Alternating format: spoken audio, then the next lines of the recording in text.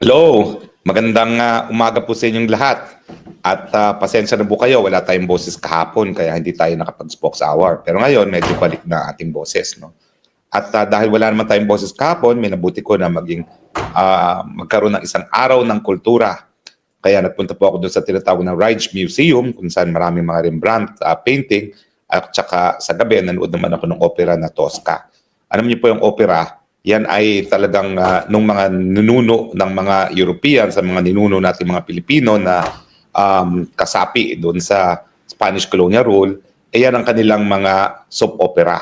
So talaga naman po nakakalungkot yung mga opera na yan dahil palaging may namamatay. At doon sa Tosca po, at saka yung mga magagandang La Traviata at saka La Boheme, wala pong nabubuhay na bida. No? So kumbaga, taliwas yung style ng opera sa mga soap opera ngayon na palaging buhay at they happily live ever after.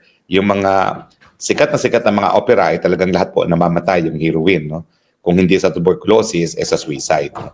So anyway, hindi naman po kinakailangan itago ang kwento ng Tosca dahil yan po ay classical music, napakatagal ng nangyarihan dyan, buhay pa rin. Ang pag-usapan po natin ngayon, goodbye Tambi, finally. Baka marami sa inyo nagsasabi si Harry Roque, fake news. Isang linggo na nakalipas na sinabing matatanggal si Tambi, ang natanggal si Chis Escudero. Kaya nga marami nagsasabi, ano ba yan?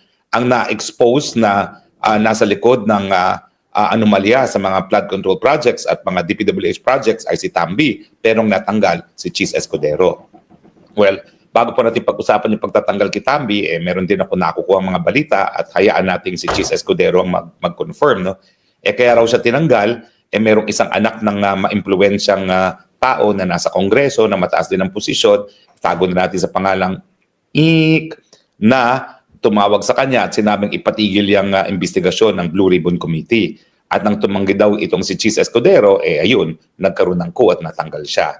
At nakikita naman natin sa mga hakbang na ginagawa ng mga bagong liderato ng Senado na talaga namang pinapaboran nila yung pagpatay, pagsupil sa katotohanan pagdating dito sa mga maanumalyang mga flood control projects. No? Ayaw nilang bigyan ng immunity mga diskaya at I'm sure hindi naman yan nagsisiwalat ng pangalan at siniwalat ang pangalan ni Speaker Tambaluslos at Izadico kung sila ay magkakaroon ng criminal liability dahil yung ginawa nilang pag-amin sa Kongreso, yan po ay declaration against interest na po pwedeng magamit sa kanila pag sila ililitisin para sa paglabag sa Anti-Graft Act. No? Gagawin ba naman yun ng tao kung hindi sila pinangakuan ng immunity? No? So, nung pagbawi ni Soto sa immunity sa mga diskaya, yan po ay ibig sabihin, tapos na investigasyon kasi hindi na magsasalita ngayon ng mga diskaya at iba pa mga contractors dahil alam nila na dahil nabawi nga at hindi binigyan ng immunity si Diskaya, bakit pa sila makikipagsapalaran at magsisiwalat ng katotohanan? Ibig sabihin yan, magkakaroon sila ng ebidensya laban sa kanilang mga sarili. No? They are incriminating themselves. Kaya nga po ako, nung ako ay naging kongresista, talaga isa sa aking priority bill na hindi ko naman po naisabatas, bagamat ang dami ko naman po naisabatas, Universal Healthcare Law, libreng tanghalian sa nagugutom na kabataan, libreng irigasyon, hindi ko po naisabatas yung Whistleblower Act. Ang whistleblower talaga kinakailangan natin bigyan proteksyon at incentive yung mga totoo po nagkasala, pero kung wala ang kanilang mga testimonya, hindi natin mapapakulong yung mga mas guilty pa sa kanila. Tama po na kinakailangan not the most guilty ang mga magiging state witness. No? Pero si Diskaya naman po is not the most guilty. Bakit? Kasi nga po, ang bulto naman ng nakurakot ay napunta sa mga politiko. Kaunti lang po talaga napupunta sa mga kontratista, bagamat sila mismo ay kumikita at maski kakaunti lang nakukuha nila kumpara dun sa mga politiko na balita ko yung isang dinawit ni Diskaya ay 5-5 na ngayon ang bahay sa Forbes Park. Maraki pa rin ang kanilang kubra. Kaya nga yumayaman pa rin sila. Pero kung most guilty yung kinita at saka kung sino yung may kapangyarihan para mapasama sa pangtaunang budget yung mga anomalyang proyekto, syempre po ang mga most guilty dyan ay yung mga mambabatas. At ang tingin ko, hindi naman sila ang least guilty pero they are not the most guilty. So yun lang naman po ang requirement para maging state witness. So mali po yung sinasabi ni Senate President Soto na kinakailangan least guilty ka, hindi. Kinakailangan lang hindi ikaw ang most guilty. Now, mabalik po tayo dito sa usapin sa Kamara. Gaya ng sinabi ko po, matapos na maisiwalap ni Diskaya na ang 25% ay napupunta na kay Speaker Martin Romualdez, aka Tambaloslos at Quezaldico, ito po ay kumpirmasyon lamang ng mga impormasyon na nakalap na natin sa iba't ibang sources. Kasama na, unang-una, si Mayor Magalong. Pangalawa, yung mga kasama kong kongresista nung ako po ay kongresista nung 17th Congress na hanggang ngayon ay nakaupo, or at least hanggang 19th Congress nakaupo. Kasi yung aking mga classmates na first-termers nung 17th Congress, nag-3-termers po sila nung 19th Congress. At mga asa-asawa na nilang mga nakaupo. At sila po talaga nagsasabi na sa kauna-unang pagkakataon sa kasaysayan ng Kongreso, abay, may mga congressman na mas maraming pribilehiyo. At yan nga yan si Martin at saka si Zaldico. Dahil nga, para pa makakuha ng proyekto, sabi ditong mga kongresista nito, na sinabi naman ni Diskaya, kinakailangan 25% mapunta sa kanila. Yan naman po sinabi talaga ng mag-asawang Diskaya in their sworn statement at sa kanilang testimonya sa Kongreso. Now, whether or not this is true, ang ibig sabihin po nito, talagang hindi po pwedeng manatiling speaker si Tambaloslos at hindi talaga po pwedeng manatiling chair ng Committee on Appropriations si Zaldico. O, tinanggal na nga nila si Zaldico dahil alam nila sa delikadeza alone, hindi na po pwedeng umupo dyan si Zaldico. Pero, nandyan pa rin si Tambaloslos. Pero kung akalain ni Tambaloslos that he can survive this latest episode na talagang under oath, na siwalat na siya talagang kumukuha ng 25%, siya ay nagkakabali. Dahil may hangganan din ang pupwedeng matanggap pati ng mga magnanakaw sa Kongreso. Siyempre, pinag-uusapan na kapag completely nawalan na ng kredibilidad ang Kongreso, baka buwagin ng taong bayan ng Kongreso gaya ng ginawa natin noong 1986. At mukhang papunta na nga tayo doon. Dahil itong pagtatanggal kay Martin Romualdez, yan ay para lang maibsan ang galit ng taong bayan. Unang-una, umiiwas at dumidistansya itong si Marcos Jr. dito sa mga kurakot na ito. Siya naman ang dahilan kaya nangyayari itong mga kababalaghan na ito. Siya ang pumili kay Tambaloslos, bigla yung speaker. Siya ang sumuporta na gawing chairman ng Committee on Appropriations si Zaldico kasi nga sandang muka lang binigay na donasyon ng eleksyon. At siya rin ang hindi nag-veto ng mga insertions na pinanggalingan ng mga anomalya. O, di ba? Siya mismo ang responsable. Pero siyempre, dahil ayaw niya na mag-people power na maging dahilan para siya mismo ay matsugi sa pwesto, umiiwas siya at dumidistansya kay Speaker. And the least that could be done is tanggalin talaga si Tambaloslos. Now, may mga sasabi, well, parang may hawak si Tambaloslos laban sa mag-asawang Marcos, kaya hindi matanggal-tanggal. Posible po yun. Pero dumating na tayo sa punto na either tanggalin si Martin Romualdez or matatanggal talaga si Marcos. Dahil pag hindi tinanggal si Marcos, 100% certain na yung people power. Ang tanong, pag tinanggal si Martin Romualdez, maibsan ba ang galit ng taong bayan? Tingin ko hindi na po. Too late na hero na. At ngayon, alam ng taong bayan na kaya ganito lantaran ng korupsyon dahil lahat ay sumusunod lamang sa ehemplo ng Pangulo na nanggaling sa, according to the Guinness Book of World Records, isa sa pinakakurakot na liderato sa buong daigdig na sa top 5, number 3 siya, kung hindi po ako nagkakamali. Pero nasa top 5 sila as being the most corrupt family politician on earth.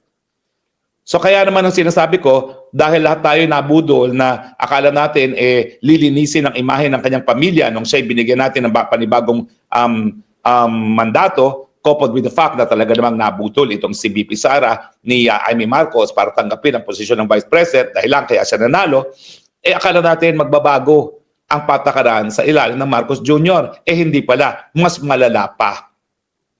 Dati-rati kasi, hindi natatakot kay Marcos Sr. Ngayon, mukhang ito si Tambaloslos, pati si Zaldico, walang katakot-takot kay Pangulo. Kaya ang akala nila, wala nang hangganan ang pwede nilang gawin. Kumakalat ng balita na bagamat hekta-hektarya na yung tinitirang bahay ni Martin Romualdez at ako po'y nakarating dyan. Nung kami po'y estudyante sa UP College of Law, pareho kami nag-aral sa Amerika nung college, bagamat ako, mas marami akong kaibigan kasi nag 1 year and a half naman ako sa UP bago ako nag-Amerika. Pero mukhang kawawa po yan sa UP College of Law. Lalong-lalo na natapos ang people power. No? Umalis nga po yan, bumalik. Ang dapat niyang kabatch, si Gibo Teodoro. Pero dahil umalis sila ng people power, na-delay siya. Kaya naging underclassman ko siya. Parang 2 years siya behind. Pero nag-abot kami sa College of Law niyan at mukhang kawawa yan. Ako naman, alam niyo naman ako, talagang may puso sa mga underdog. Hindi ko naman siya kinutya. Miski ever since high school pa lang, ako'y anti-Marcos na. No? At medyo kinaibigan ko yan, kaya nakarating ako sa bahay niyan. Ang totoo niyan, dati nang niyang bahay ang hekta-hektaryang property sa McKinley. Pero ngayon, ang balita ko, napapagawa ng talagang mga palasyo ng bahay. Dati kasi simpleng bahay lang yan. At dalawa silang pamilya nakatira dyan. Yung kapatid niya na married sa may-ari ng Inquirer. Kaya ang Inquirer, maski ma-anti-Marcos yan ng mga nakalipas na panahon, ay talagang suportado na nila si Tambaloslos. At kung hindi ako nagkakamali, isa na sa major owner ngayon ng Inquirer, si Tambaloslos. Kaya kita nyo naman ang mga balita sa Inquirer. Talagang lahat anti-Duterte. Pero ang sinasabi ko, yung bahay daw, di umano na pinapagawa, hindi ko pa naman nakikita, no? Malapalasyo talaga. At talagang billions na ang pagpapagawa sa bahay alone daw. Well, tingnan po natin dahil all it needs naman is ano tawag doon sa lumilipad? Drone. At tignan natin ang pinapagawang bahay ni Tambaloslos dyan sa McKinley, no? Isang drone lang yan. At dahilan nga kung bakit ang mga residente ng Forbes Park ay takot na takot dahil mula nung binato ng putik ang building na mga diskaya sa Pasig, ang hinala nila ay papasukin ng kanilang village para batuhin ang mga bahay ng mga Marcos, Romualdez at Zaldico po. Meron daw pong bahay din si Zaldico sa Forbes Park. Kaya nga po, all-time high ang mga bahay dyan sa Forbes Park kasi ang daming mga mambabatas na kumita sa mga flood control projects at di pa pang infrastructure projects na inuubos ang bahay dyan sa Forbes Park. Anyway, gaya na aking sinasabi, matapos na ilantad at i-expose ang mga diskaya na 25% ang napumunta sa lahat ng mga proyekto kay Tambaloslos at kay Zaldico, talagang the only option is to let him go. Dahil yan po ang last minute defense move ng mga Marcoses bago sila tuluyang matanggal. So ang inaasahan nila, pag pinaalis na nila si Tambaloslos at mangyayari po di umano ngayon yan, itong linggong ito, ay akalain nila maibsan ang galit ng taong bayan kasama pa yung binuong komisyon na na kabahagi rin si Mayor Magalong. Kaya naman itong si Mayor Magalong, bagamat matindi paghanga ko dyan at mayor ko yan sa Baguio City, no? At talagang siya naman talaga nagsiwalat itong mga anomalyang infrastrukturang proyekto, kasama na po yan yung netting na nakikita namin sa Cannon Road at ang tirtumbok po niyan ay yung dating, yung hanggang ngayon po, kongresista, hanggang ngayon ba siya? Hindi na, nag-third term na yan kongresista ng Benguet Province, no? Si Congressman Yap, no? Hinahangaan ko siya dahil meron siyang lakas ng loob at tapang para sabihin ng katotohanan ng nalaman ng taong bayan na talagang matinding pandarabong sa mga proyekto. Pero hindi ko maintindihan ba't siya tumanggap dyan dahil number one, wala pong such thing as an independent commission. Kasi ang iimbestigahan, pinsan buo ng presidente at baka presidente na mismo. Hindi lang po yan. Kinakailangan imbestigahan din ang mga aktibidades ng First Lady at ng kanyang kapatid na sinabi ng ibang mga whistleblowers na ay nasa likod din ng mga anomalya, mga transaksyon na may kinalaman naman sa agrikultura. O paano magkakaroon ng isang independent commission na iimbestigahan ay napakalapit na sa presidente kung hindi ang presidente mismo. So ang aking teorya, dapat hindi na tinanggap yan ni Mayor Magalong kasi yan po ay palamuti lamang. Siya ay gagawin lamang deodorizer ng gobyernong ito para maibsan nga ang galit ng taong bayan. So unang-una, tatanggalin si Tambi para maibsan ang galit. Pangalawa, meron daw independent commission kuno na magsasabi na merong ilang mga kontratista at mga politiko ang dapat kasuhan. Pero itagaan nyo sa bato yan, hindi magmamadali yan, yung komisyon na yan. Sinasabi lang nila, patuloy kami nag-iimbestiga, huwag kayong mag-alala. Kasi nga, that is a way of taming the people's anger. Diba? Dahil para hindi pumutok ang parang bulkan pinatubo ang galit ng taong bayan na magre-resulta sa pagchuchugi sa mga Marcoses, yun ang sinasabi nila. O huwag na kayo magalit, ha? Ayan na, si Presidente na mismo ang mahabol sa mga korap sa pamamagitan ng Independent Commission at tingnan ninyo, tinatanggal na niya ang sarili niyang pinsan buo bilang House Speaker. Ay nako, lokohin nyo ang mga ulol. Huwag kami. Unang-una, desperado na kayo kaya nyo lang ginagawa yan. Pero it came too late. Dahil galit na galit na ang taong bayan, nothing that you will do, Marcos Jr., short of resigning, ang mag-iibsa sa galit ng taong bayan. Kung gusto mo talaga hindi magkagulo sa Pilipinas, magbitiw ka na. Yan lang ang paraan. Dahil pag hindi ka magbitiw sa pwesto, talagang bulkang pinatubo ang mangyayari dahil pikang-pika na ang taong bayan. At bakit naman hindi sila mapipika? Unang-una, bago pa malantad kung gaano ka talagang terrible ang problema sa korupsyon, mahirap na ang buhay sa Pilipinas. Napakataas ang presyo ng bilihin at walang tigil ang pagtaas ang presyo ng mga bilihin. Number 2, wala talagang sapat na trabaho at napakababa talaga ng mga sweldo. Yung mga ayuda na inaasahan ng mga mahihirap, kinukurakot pa ng mga politiko, hindi nakakarating sa kanila.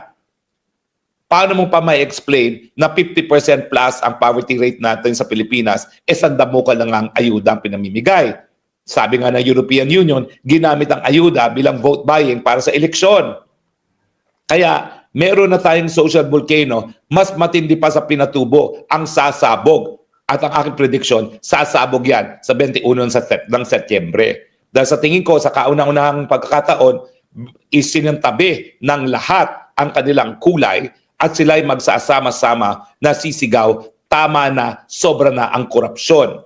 At bagamat ang mga Marcos at mga Dilaw, ilan sa kanila ay nakipagsabwatan na kay Marcos at nagagalit kapag isinigaw na Marcos resign, mananaig pa rin sa Setyembre 21 ang panawagan na Marcos resign. Otherwise, magbibigay sila ng lakas ng loob sa ating militar na gawin na ang kanilang katungkulan bilang tagapagprotekta ng mamamayang Pilipino.